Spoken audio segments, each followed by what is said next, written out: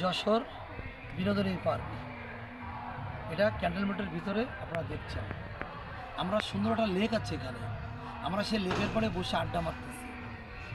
দেখেন আসলে এখানে খুবই মনোরম পরিবেশ।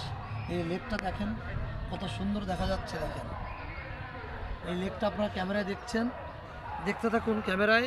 দেখেন ওই দূরেটা দেখা যাচ্ছে ফায়ারিং স্কোয়াড।